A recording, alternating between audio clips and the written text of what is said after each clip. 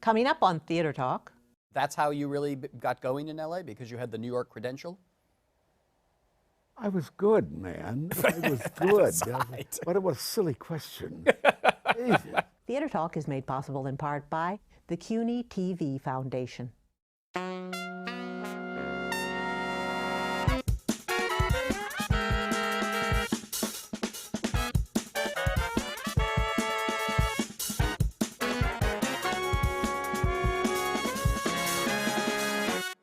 If you think there's no creator, then you must think the earth made itself. I don't know who made the earth. I woke up one morning alive and it's here. I make the best of it. From New York City, this is Theater Talk. This is New York? Yes. You're not in Kansas City anymore, my friend Ed. That's right. That's right. And this is Theater Talk. You've wandered into the realm of Theater Talk. Yes. I know. Mr. Television is suddenly taking Broadway by storm in a wonderful in a wonderful new play called Grace at the Court Theater. I'm Michael Riedel, by the way, of the New York Post. And I'm Susan Haskins. I forgot that. And we are delighted tonight to be joined. I love you. Thank you. How do you feel about me? I think the promises you made me will be worth it. Oh, don't. Hi, Cox, bada boom. We haven't named him yet. We are delighted to be joined tonight by a face that I'm sure the world knows, Mr. Ed Asner, who, as I said before, is on Broadway now in a new play called Grace. And welcome to Theater Talk. I'm so happy to be here. Yes, because it is Theater Talk. Trying to change my accent for the show, you know. Yes, we appreciate that. Thank you very much. And it's slow but sure. I'm living on the Lower East Side now. And it's slowly coming in a Germanic style. You know, for a moment I'm looking... Oh, the dirty Hun. You look like you could be the Santa Claus in Miracle on 34th Street. No, I'm the Santa Claus and elf, dummy. Forgot about that. Where the hell are you? This is America, pal. Wake up. Okay. As I go through your career, Ed, and your credits... It's a postman. Well, and you look... You're a fine stage actor, but... Do you always ring twice, by the way? Yes. But you look like a postman in your cool shorts in Grace. Oh, well. And we get to see your legs. Those legs Those are very nice. Did you work? Very Did nice. you do some special training the way Hugh Jackman does before he goes on stage and Oh, takes he's a monster. Yeah.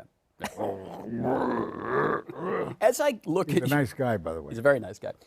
You were a really terrific stage actor. I happened to catch years ago your performance in Born Yesterday. Oh, when they drove me out of town? Yeah, that one. It was very was good. quite a With Madeline Kahn, wasn't it? With Madeline Yes, Kahn? Madeline Why did they Kahn. drive you out of town? Well, I always think it was Eastern elitism resenting the Western TV star coming in and cashing in on their New York riches. Well, and now they do that all the time now. Oh, I know. I Yeah, well, said you were it a pioneer in that sense. But they didn't like it. Frank Rich began his review by saying, I didn't like this play the first time I saw it. 1932. Who knows? Did you really get bad reviews in that? Because I thought you and They Madeline ripped were me great. a new one. Really? Did that keep you away from doing plays? No, I never was asked back. That'll From do it. '89 till now. This is the first time I've been asked back. You're kidding. No, would I kid you? Didn't Josie Abity direct that production that you were in? She was bounced, though. Oh, right. Yeah. And what's that tubby guy? John. Oh, I can't remember his name. He took over somewhere along in Washington. I know John. He does. Dillinger. John Dillinger. Oh, that's Tillinger, right. not Tillinger. Johnny Dillinger. Tillinger. That's right. Right. Dillinger would have a hard time directing. It's not available this month. That's right. So no one asked you for all these years after Born Yesterday, huh? No. But you've been doing the FDR play all around the country. My fourth year. I'll return to that when I finish this. Yeah. Do you enjoy doing the theater? Do you enjoy working on Broadway? Do you enjoy I 8 love performances a week? acting. Movies, TV, theater. Don't voiceovers. I get kicks out of voiceovers. Well, and I see you're doing a lot, but I do want to bring up, you did Up, which was so fabulous. Was that a satisfying job to do while you were doing, Yeah, well, you don't think it's going to be the wonderful, biggie that yeah. it is. It's a comfortable job while you're doing it. It's tripped on one of the sessions and split my head open. Oh, well, that's great. They So put 6, not shingles, what do you call them? stitches. Staples, Staples. not stitches. Staples in my head, and I did the day's work. That was the only untoward experience that I had. Wow. Did they have to pay insurance for that? They covered the bill, I guess. They covered the bill. Or my plan did. I had I've got a painful callus on the outer perimeter of my right foot. So I called a foot doctor here to see if I could have an appointment. And the first thing out of his receptionist's mouth is, "We don't take insurance." And then she said, and the consultation will be anywhere from $225 to $325. And I thought, well, I want to, and it pains me badly, but I want to think about it. I'm going to go in and give some schmuck $225 just to say hello? Get out of here. Welcome to New York. Yeah, that's the holy city of Mammon. Now, you live in California because the bulk of your career was in television out there. Do you like New York? Do you like working in New York? Or do you not, or you want to get out of New York as fast as you can when the job's over with? That's top secret. You froze my ass the other night when the nor'easter came in. Yeah. That was a cute little storm, wasn't it? Boy, is it. It was all so good for all those bottom-living dwellers in lower Manhattan. Well, what about California? Come on, you have your earthquakes and your landslides and your fires. Hey, the bupkas are the earthquakes. They don't mean anything. How about those fires in your canyons all the time? I didn't have one in mine. I think, who was your executive producer? Susan. No, but who's the Oh, gentleman? the head of the studio, Bob Isaacson. Bob Isaac. Well, he told me about, he wanted to get rid of his palmetto bugs. He probably could use a forest fire in his canyon. I don't think he has a canyon. But I now, get the sense that you've got some comic roots. Did you have some improv training at some point in your life, in your career? I just wanted to be loved. Like all Why can't you love me like the others? this is Michael's great strength. He doesn't love anybody like the others, and that's why he's so powerful. Now, but exactly. Going back, before you get to New York, before you go to California, you were back in Chicago, and weren't you a member of the original Compass Players? The predecessor. The predecessor of the Compass. Yeah, they were going, Paul and David were going into Compass. Paul Sills and David Shepard. Yeah. While we were still with playwrights. And some of the people in the Playwrights Theater Club, that's what we were called. At the U of C, right? No, we were away from the U of C. Oh, you we were. had begun as a people at the U of C. And then you left, and But we were independent. Mm-hmm. And some of the people in the company were going with Paul and the Compass. I wanted to take my Chicago reviews and run to New York and slap everybody in the face with them, which I did. And they threw them in the wastebasket. did you But cross? you were with Elaine May and Mike Nichols out there, weren't you? Did you cross paths with them when they were working? Well, they were playwrights with me. Yeah. Right. The very first play I think Mike ever directed was Purgatory, a W.B. Yeats play. I did it with Jerry Cunliffe, who was assistant producer on Hair, I think. And it was a nice little play. Huh? Mike, you were in the play, Mike directed you? Yeah. Did you have a sense then that Mike was going to become the talented director that he is today? Did he have it right there in the beginning? No. How bad was he? No, he was always Yeah. elite and very. I mean, he was born to be a snob. And I'm delighted at the pro bono work he's done for civil rights. So you got these good reviews for working in Chicago, and you thought, all right, I'm coming to New York, and I'm going to take the town by storm. What happens when you first arrive here in New York? Big fish in a little pond. No. I never had high marks of confidence. I got my pictures. I had my pictures. Fortunately, a friend from college I played Crayon to his Oedipus. Had an apartment on the 15th and 3rd. He said I could stay with him. I think the rent was $73 a month. And I moved in with him, and all I did was get out on the streets. I wanted to learn the town. I took my pictures and my resumes, and I'd mark down, I forget what the trade papers were called at the time. The Variety, Backstage. Backstage, I guess. And I'd mark off a certain area, and I'd go to the agent, I'd go to the producer, leave a picture and resume, fully expecting it to go on a waste can, and I'm sure it did. But I was learning the city. So how did you get in on Three Penny Opera? We had done a pirated version of the Bentley version in Chicago while Three Penny was playing here. So I was, not intimidated. I went and saw, got an appointment with Carmen Capalbo and Stanley Chase. I did Peachum in Chicago, and I thought, I'd see if you got any jobs for me here.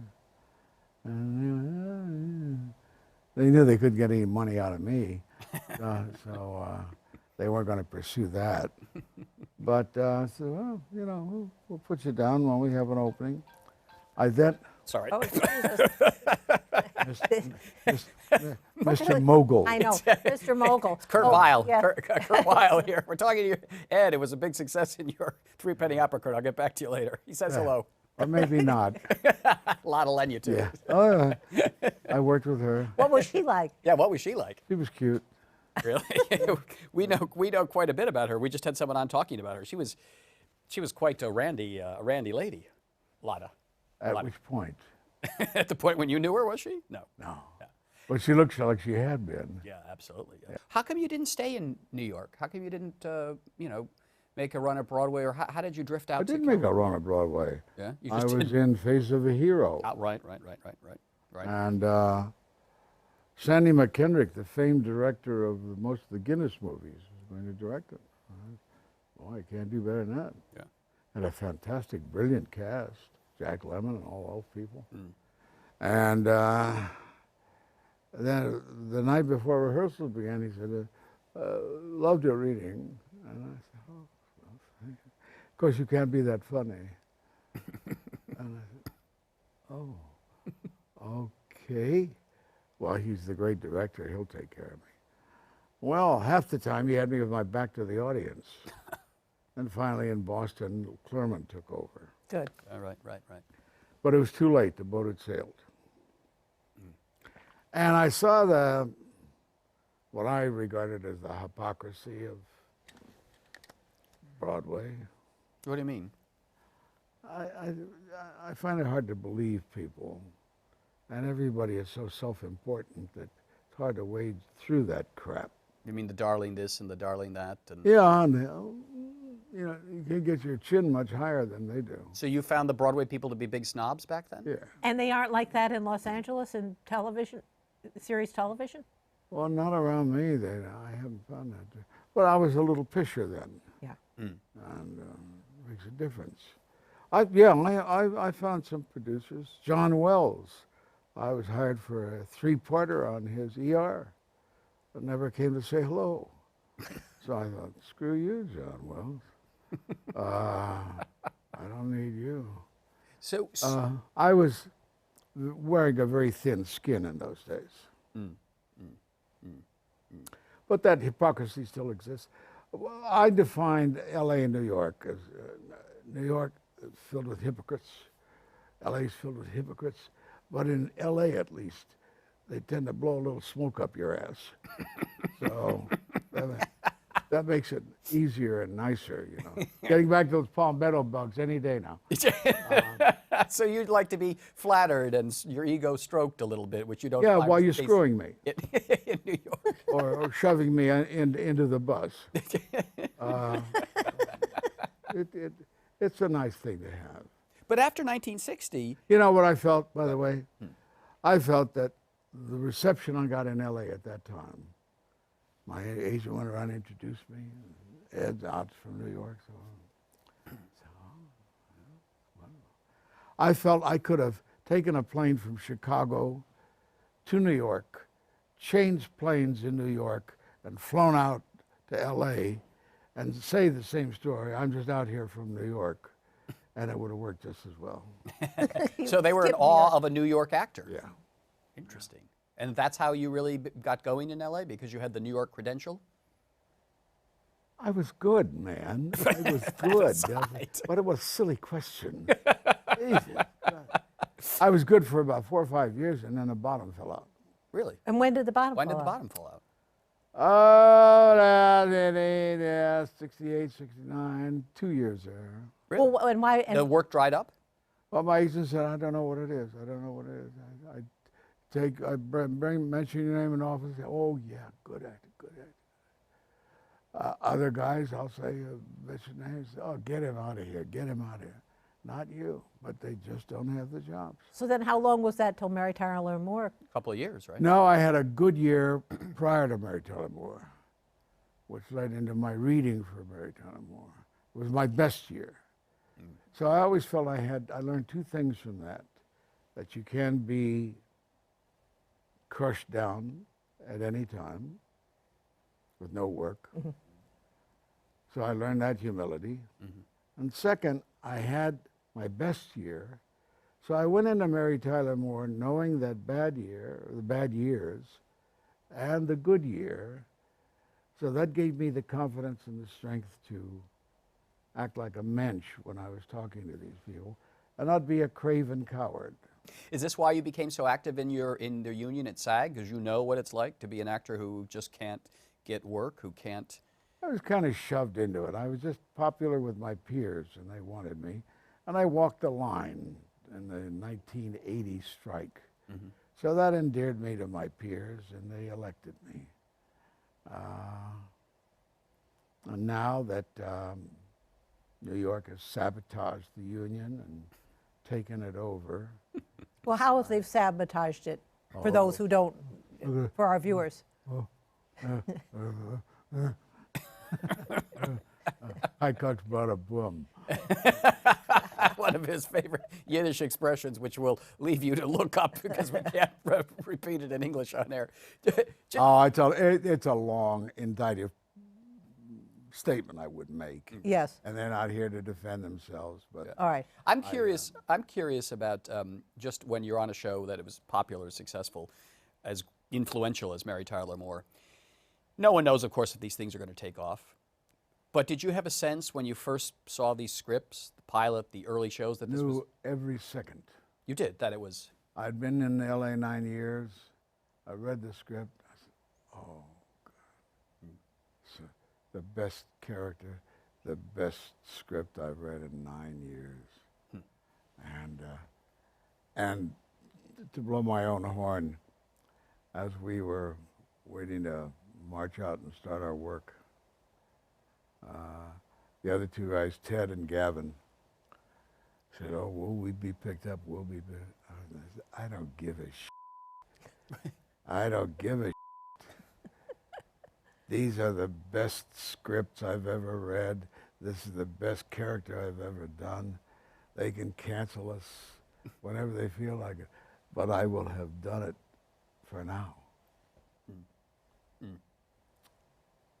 Well, you know what's amazing, though? I always thought when you're in a show like that, you had such a great cast and chemistry. Is it almost like being in a theater repertory company where you just get to know each other so well? And Yeah. I mean, to have 3 cameras, or was it 4? I don't even remember. I think it's 3. Covering you. Saying these words with 300 people out there serving as a backdrop of laughter. And there were some lines and points where they had to take the laughter down. really, that good? That good? So it was the best of all worlds. Did there ever come a point where the show became so popular and you all became so successful? Was there ever any rivalry on the set, egos getting Oh, out of yeah. control? Ted got very paranoid from time to time. Really? Yeah, he used to say how I bought my, Golden Globe? yeah, Yeah. bought my Golden Globe. And It got, I mean, we were the best of buddies most of the time. Yeah. Go to dinner every Friday night and get drunk together and all that, and with our wives. And this particular time, he was just such an ass. He was just such a ass. And I was furious. And I couldn't stand it, or him. I wanted no contact with him. We weren't speaking. I went on stage that night. He was there, jaunty, jolly, getting his laughs here and here. And here. I went on thinking, I hate Ted, I hate Ted. And I stunk. And it was a very good lesson I learned. Leave it at the doorstep. Interesting. And did you smooth things over with him after that? Oh, eventually we did, yeah. Yeah. Since Mary Tyler Moore was the star of it, was she the driving force? I mean, was she the dominating personality on that set? Pliant as a reed. Really? Really? Yeah. The best star I've ever been around. Totally generous, totally giving. Happy to have these nuts cavorting around her. Yeah, and then you went and did Lou Grant Show, which was completely changed over the tone of your character. 5 years. Yeah, yeah. Yeah, that with was the wonderful Nancy Marchand, who's a superb actress. So that was very. But now, did all this series television? Did you feel that affected your stage acting in any way, positive or negative? all. No, Not at all. not at all. Just When all you the same. guys became so famous from Mary Tyler Moore, surely then the offers must have been flying in for you to come to Broadway and do Broadway plays. No. Getting back to your question, no, I'll get to you. You just wait. From the get-go, people were worried, well, should we say the line for the camera or should we say it for the 300 people in the audience? And I refused to let myself be pulled down that way. I was going to say the line the way I felt I should say the line, projecting so that somebody in the first row or the camera will hear me, like you. And it never became a problem. Yeah. Now you. But when you guys became so famous from that TV show, surely then the Broadway world that was so snobby to you wanted you to come back to capitalize on your fame. I remember I was called, asked to do a Tony presentation.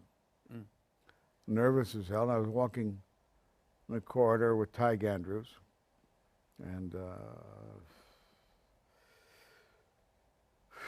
your great director, dance director, Michael Bennett, Bob Fosse.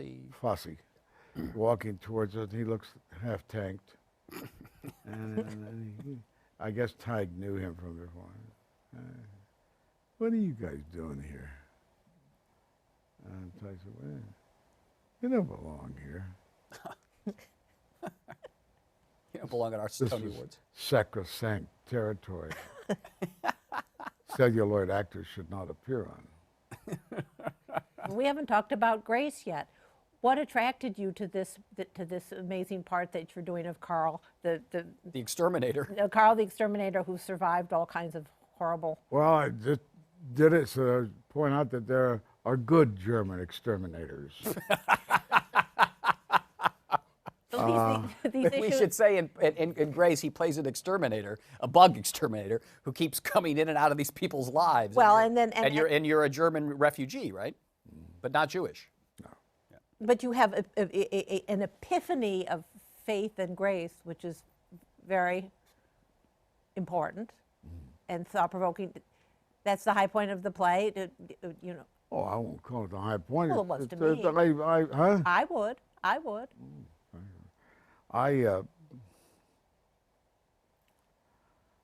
I'm an avowed atheist.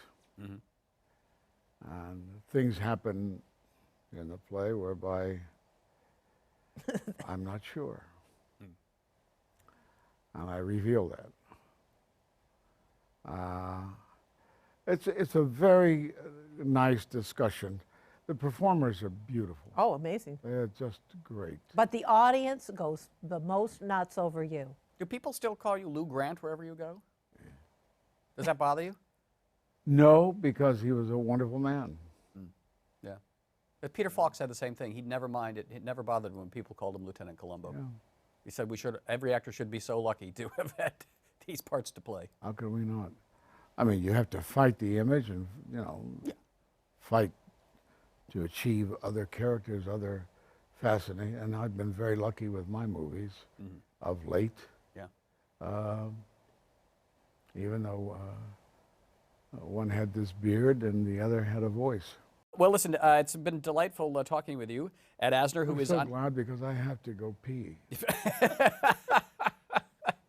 You can see him in a fine new The John. play. Yeah, it's in the John. Thank you. Thank you. Where is the John? Lou Grant uses the John just like Give the us rest 1 of second. We want to say goodbye. Yes. Will you? Ed Asner is in a new play No. Grace Hi, Cox Bada Bon. at the Court Theater. Thanks for being our guest on Theater Talk, Ed. Our thanks to the Friends of Theater Talk for their significant contribution to this production. Theater Talk is made possible in part by the Frederick Lowe Foundation, the Eleanor Naylor Dana Charitable Trust, the Alan S. Gordon Foundation, the Corey and Bob Donnelly Charitable Fund, Carrie J. Fries, the Dorothy Strelson Foundation, the New York City Department of Cultural Affairs, and the New York State Council on the Arts, a state agency.